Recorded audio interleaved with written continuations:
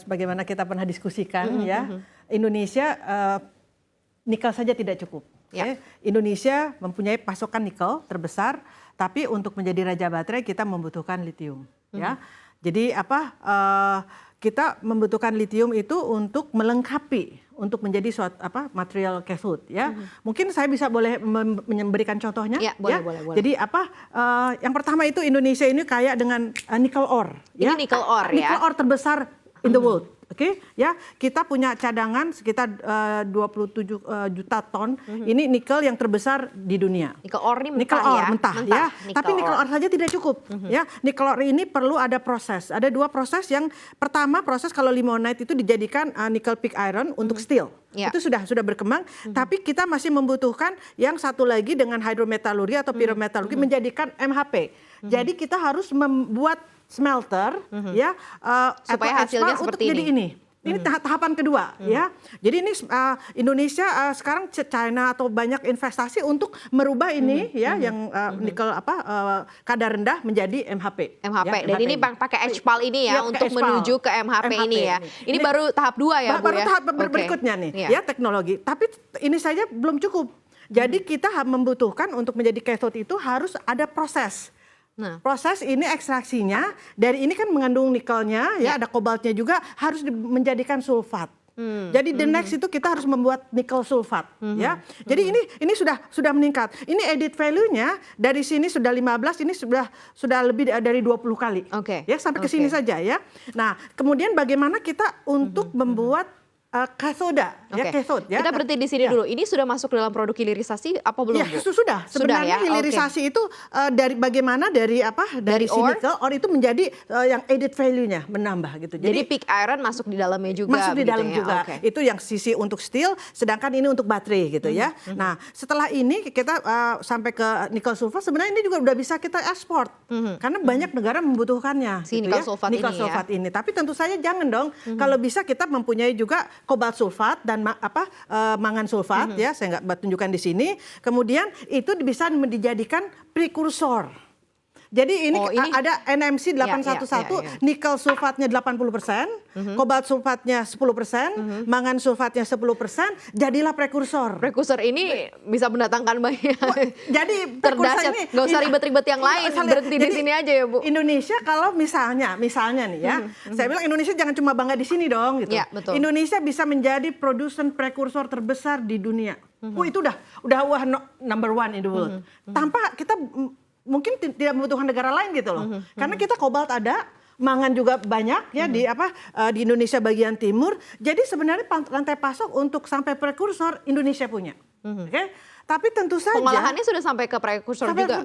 Sampai prekursor. Untuk yang sekarang yang dilakukan sekarang baru sampai. Jadi ini sekarang ada Harita Group ya. Mereka sudah merencanakan untuk membuat yang terbesar nikel sulfat. Sulfat dulu. Sulfat dulu. Jadi sekarang udah ada berapa puluh yang ke arah smelter ke MHP, tapi yang ini sudah beberapa.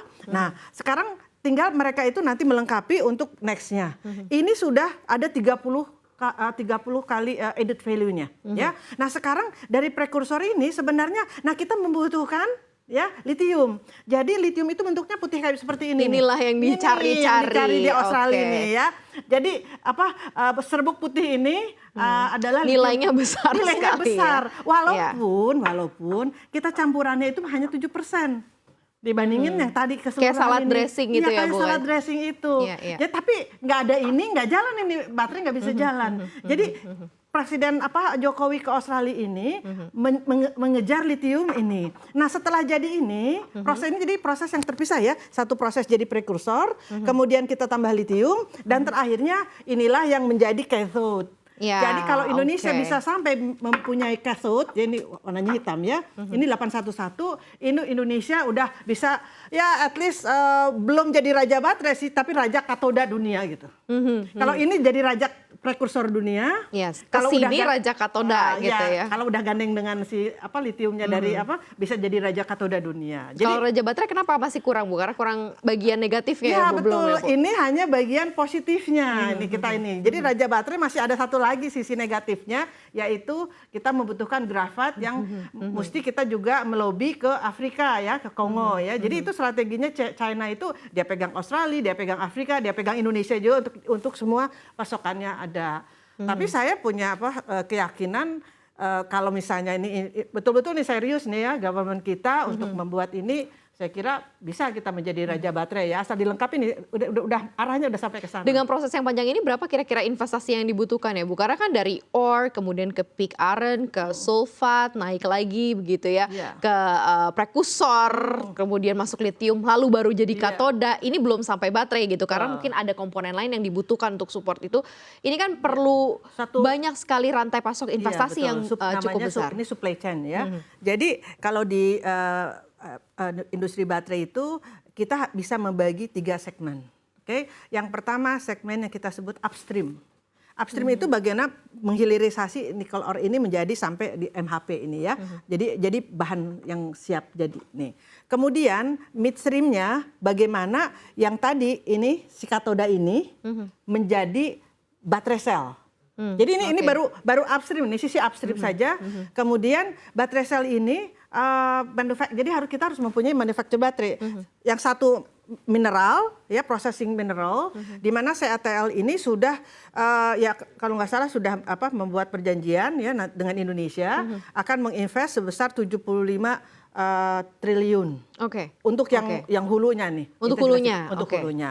Nah kemudian hitungannya bagaimana LG Chem itu kalau nggak salah ini sekitar kalau kita memproduksi baterai dari yang ini itu sebesar 10 gigawatt hour itu sekitar 15 T. Jadi tinggal kita mau buat berapa 40 gigawatt hour atau berapa hanya tinggal kita kalikan. Kurang lebih seperti itu. Jadi itu di midstreamnya. Nah kemudian ada lagi yang kita butuh dan sekarang mungkin sudah dipersiapkan sama government kita itu adalah downstream. Downstream itu kita bicara aplikasinya. Jadi aplikasinya di mana tadi untuk misalnya kendaraan listrik. Ya kendaraan listrik itu harus pakai ini. Harus pakai NMC baterai. Bisa juga pakai yang tidak pakai nikel. Tapi itu kan kalau kendaraan itu maunya itu kendaraan itu bisa ngebut ya, bisa ada akselerasi. Ini dibutuhkan nikel. Dia pinginnya baterainya kecil. Tapi kapasitasnya besar, ini perlu nikel. Nah, kemudian dia perlu untuk akselerasi dia perlu kobalt walaupun kecil sedikit gitu. Ya seperti kita makan tahu, 10 tahu satu cabenya nggak apa-apa gitu kan. Hanya 10%. Jadi perlu untuk akselerasi. Untuk stabilizingnya itu kita perlu mangan. Jadi walaupun itu kita tetap butuh untuk menghasilkan ini. Ya. Jadi nanti strateginya ini harus in paralel. Karena ketika kita membangun pabrik baterainya pasti diperlukan suplainya, ya seperti yang sekarang sedang dibuat Hyundai dengan LG itu di Kerawang, dia bikin dulu tuh untuk factory untuk EV-nya ya, bangun EV-nya. Tentu saja dia butuh baterainya kan, dia bangunlah pabrik baterainya. Ya, nah, suplainya nanti. Untuk sampai ke sana pernah nggak sih Ibu mungkin menghitung-hitung atau studi perbandingan dengan apa yang terjadi di luar yang memang juga sudah melakukan atau punya pabrik baterai begitu ya di negaranya untuk mencapai proses ke baterai ini berapa lama dan berapa panjang? Karena kalau sebenarnya kan untuk mencoba menjadi raja katoda dunia sih sudah bisa dengan 7 kali rantai ini begitu atau raja pig iron dunia itu juga bisa dengan 5 kali rantainya berjalan begitu ya. Berapa lama Bu kira-kira? Jadi masing-masing ini punya teknologi ya. Menurut saya ini sekarang kita sudah sampai ke sini ya. Ini juga kami sudah melakukan penelitian membuat sampai ke sini itu sebenarnya nggak susah-susah amat gitu ya. Memang yang paling besar itu mungkin di sininya ya. Nah tapi ketika membangun manufacture-nya, nah ini yang manufacture baterai ini sebenarnya teknologinya itu memang sudah established ya. Jadi hanya tinggal sekarang ini kapasitasnya gitu yang harus menentukan lama atau ini. Biasanya strategi ya seperti yang dibangun di Jerman gitu ya atau apa itu mereka itu membangun dulu line production, mungkin dia bikin dulu yang mungkin 1 gigawatt hour dulu gitu.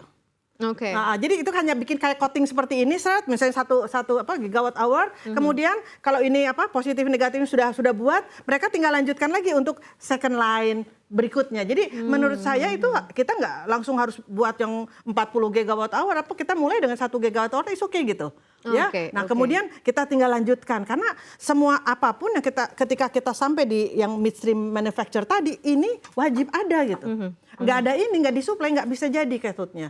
Nggak ada grafit, nggak bisa gitu. Jadi itu memang menjadi hal yang penting. Oke. Suplai ini menjadi hal yang penting. Hal-hal ini cukup menarik investasi dari luar nggak sih Bu? Kan Australia sudah ada MOU penandatanganan kerjasama begitu ya. Mungkin ada pihak-pihak lain yang juga dilirik oleh Indonesia sebagai salah satu support seperti grafit tadi lokasinya lebih banyak di Kongo. Apakah sudah dilirik juga begitu ya untuk join kerjasama support begitu? Karena kan kita intinya kita pengen menjadi raja baterai gitu kan, jadi bener-bener baterainya gitu. Iya betul. Jadi memang kalau kita pingin fast progressnya, kita nggak bisa mengembangkan teknologi sendiri dari awal. Kalau kita mau cari lagi spodumene di Indonesia buat ini itu takes time, ya. China saja perlu waktu 10 tahun untuk dia memahami sampai dia bisa memproduksi litium yang baik gitu ya. Nah, sekarang kita untuk meng-cut waktu tersebut, kita kuasai saja yang memang kita ahlinya di sini gitu. Oke. Kemudian kita gandeng yang lain untuk, saya kira itu strategi udah paling bagus menggandeng Australia. Australia juga butuh ini gitu. Jadi kita bisa win-win solution gitu ya untuk both ya. Tapi tetap kita nanti butuh yang grafit tadi supaya bisa membangun manufacture baterai yang itu nanti disupport paling tidak untuk di tingkat ASEAN gitu. Nah, kemudian siapa yang akan menjadi ujungnya ini kan pasti kita harus punya market. Ya, betul. Orang bikin pabrik baterainya dipakai di mana, dipakai kendaraan listriknya dibutuhkan di mana. Jadi sekarang government ini lebih kepada bagaimana supaya mengencourage ya bahkan yang pemerintah itu ada peraturan pemerintah yang di mana mobil dinas harus pakai EV semuanya. Mengencourage, mengendorse masyarakat menggunakan EV. Supaya apa? Nanti bikin ini kan dipakainya di Indonesia di mana gitu. Karena Indonesia itu kalau ini sudah jalan EV electrification-nya, Indonesia itu kan negara berpopulasi 4 terbesar dan itu bisa menjadi pasar domestiknya.